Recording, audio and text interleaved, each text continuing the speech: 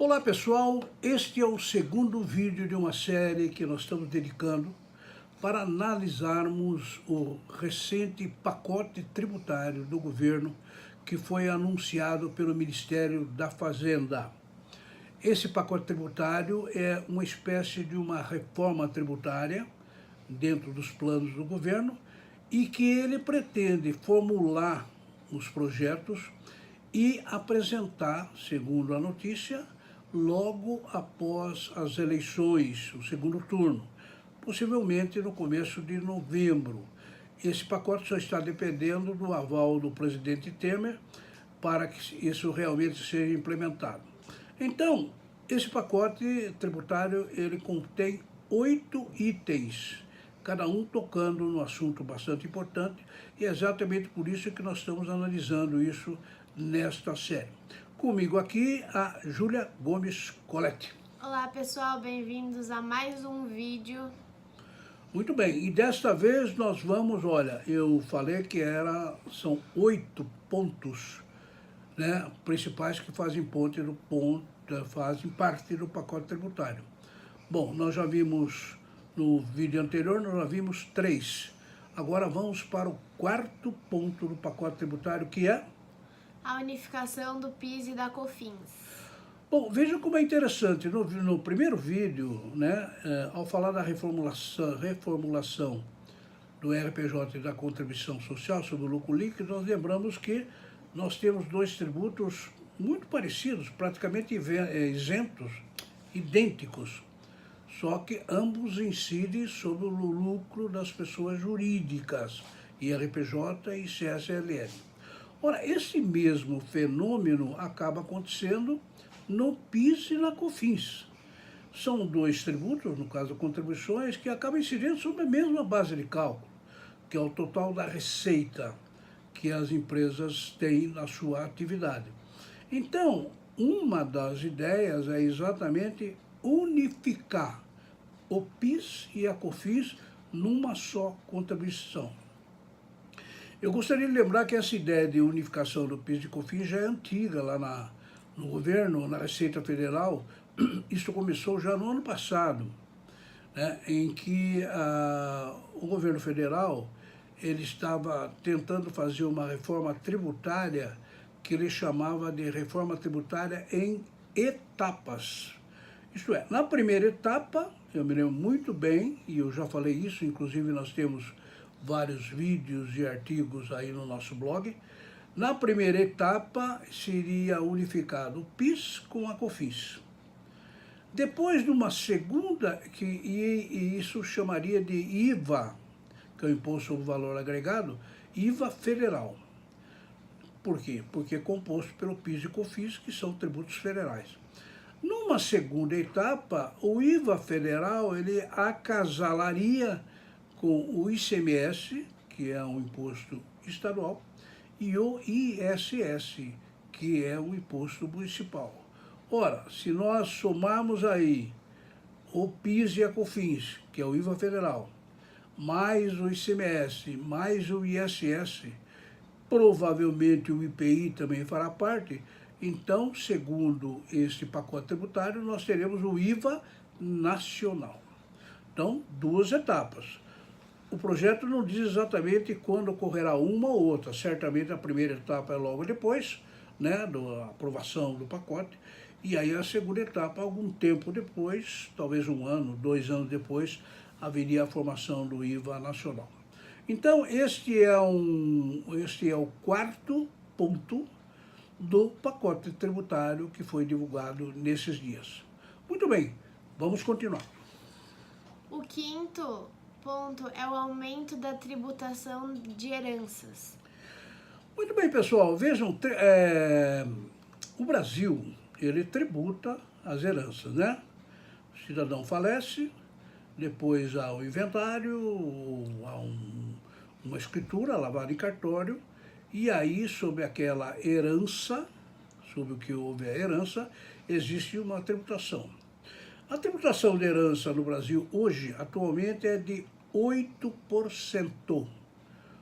O falecido, o inventário, né, o processo é obrigado a pagar 8% sobre isso.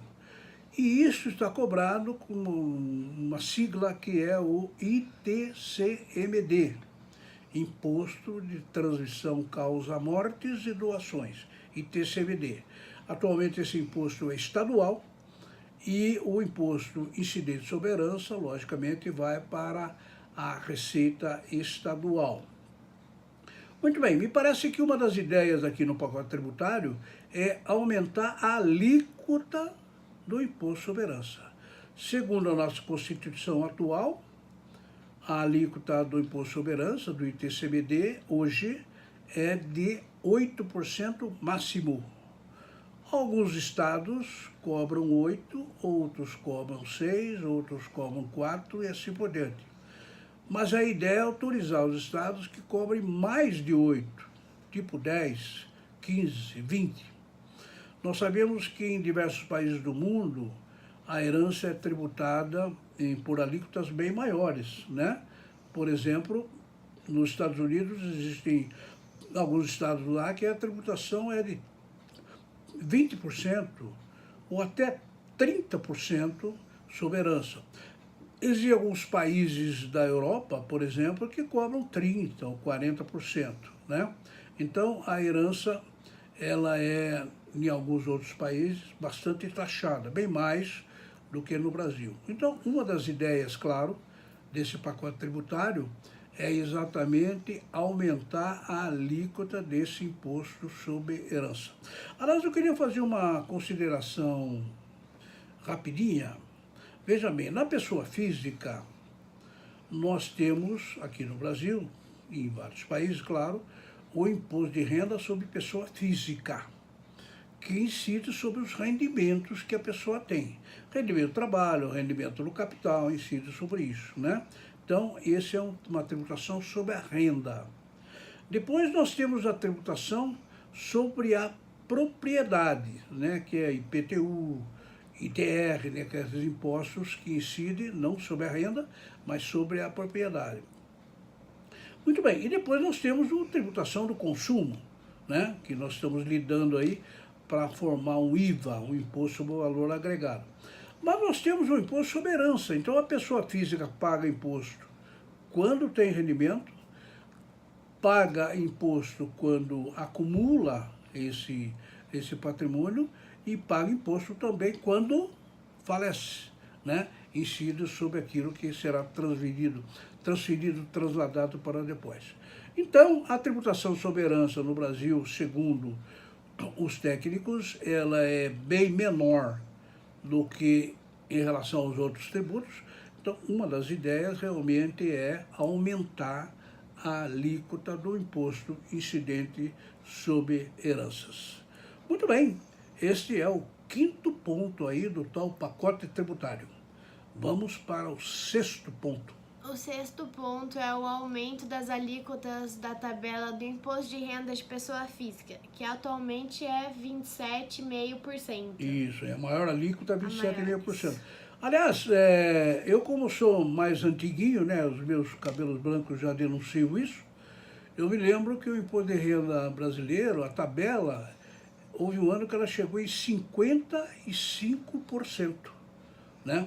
Depois, ao longo do tempo, ela foi diminuindo, e atualmente ela se enquadrou aí nos tais 27,5%, né? Mas houve um tempo que a tributação era maior. Muito bem, se nós compararmos a tributação do imposto de renda da pessoa física no Brasil com alguns países, nós veremos que a tributação nossa é muito suave, né? Nós temos países onde o imposto acaba atingindo quase 60%, 55%, 50%, né? Você vai falar dos países escandinavos, Dinamarca, Noruega, Suécia, vai falar da Alemanha, né? São vários países no mundo que têm uma alíquota bastante alta, bastante significativa. Já o Brasil, ele tem uma alíquota não assim tão alta. Mas o que aconteceu? Nós falamos do Donald Trump, que é o presidente dos Estados Unidos, né, no primeiro vídeo, que no ano passado ele reduziu a tributação do imposto de renda sobre as pessoas jurídicas, né? E fez isso, né? E com essa redução, ele, claro, incentivou, etc, tal. Ora, essa diminuição da tributação do imposto de renda da pessoa física lá nos Estados Unidos, está havendo um efeito cascata em vários outros países. Então, muitos países também reduziram a tributação na pessoa física, né? E a mim me parece que um dos caminhos seria o aumento da alíquota. Só que é o seguinte, pelo que está aqui no pacote tributário, me parece que nós vamos adotar um caminho contrário, porque o pacote diz aumento das alíquotas da tabela do imposto de renda da pessoa física, né? Enquanto lá nos Estados Unidos reduziu-se a alíquota do IR da pessoa física e isso acabou se espalhando por outros países do mundo, o Brasil vai adotar um caminho contrário, tudo indica aqui no pacote tributário, isto é, aumentando a alíquota do imposto de renda da pessoa física. Não sabemos até quanto vai isso aí, mas tem aí essa grande novidade no 6º ponto aí. Bom, pessoal, o 7º ponto a gente vai ver no próximo vídeo dessa sequência.